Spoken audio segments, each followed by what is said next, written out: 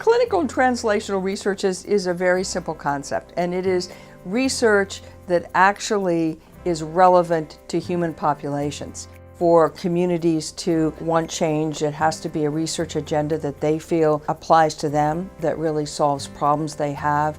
I think the results need to be communicated, and their take on those, their interpretation, and how they can best be used to improve health outcomes is critical.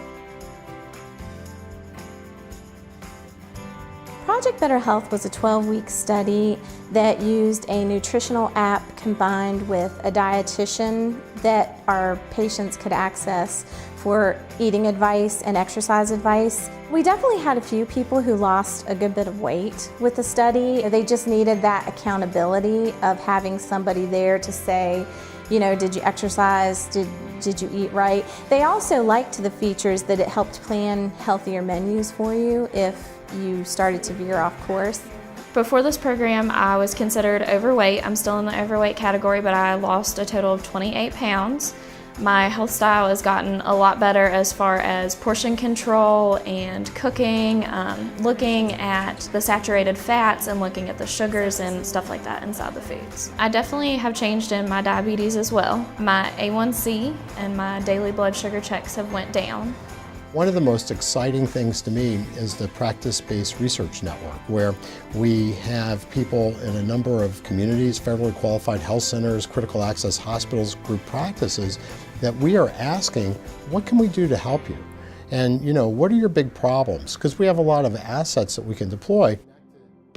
West Virginia is a state that is really, it's sort of like an up and coming. It's coming onto the scene. There's a lot of exciting research because we have niche populations. We have, you know, rural populations. We have, you know, a certain types of disorders that are unique to this population. If we can figure it out here in West Virginia, there's going to be a lot of benefit for the rest of the country. One of the things that probably is driving most of my research right now is development of a new type of brain imager that we're calling AMPET, or the ambulatory microdose PET helmet. And it's a type of imager that you would wear on your head, and you can be engaged in tasks. It has a level of motion tolerance. You can actually see the basal ganglia, the thalamus, the caudate, all these structures that are affected in motor diseases like movement disorders, Parkinson's, Huntington's disease. The whole reason why people get into research is to, you know, help people to cure diseases or diagnose diseases or make progress towards benefiting others. But over time, the way grants work, you know, you get sort of incremental steps, and you start to lose sight of applying what you're doing to the people. The CTSI is able to allow, you know, basic researchers to move towards clinic, and the clinicians to be able to take time to work with the researchers. These are very powerful members of the research and service delivery community in the state of West Virginia. Osteopathic School, WVU, Charleston Area Medical Center, but they seldom pulled in the same direction. There wasn't animosity as much as there was a lack of communication, a lack of translation in terms of what we can do, what another organization can do, and the most important thing is we don't care who gets the credit. This is exactly the effort that the state of West Virginia has needed to shorten that time between some of the best minds we have in the state doing research and those that are on the front lines providing clinical care.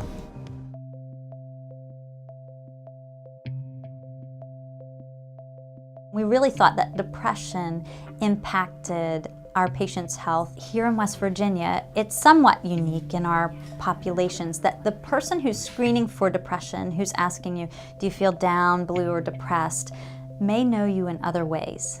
And we wondered, will people be as honest about their symptoms with someone that they know well or who is familiar with them in a different way?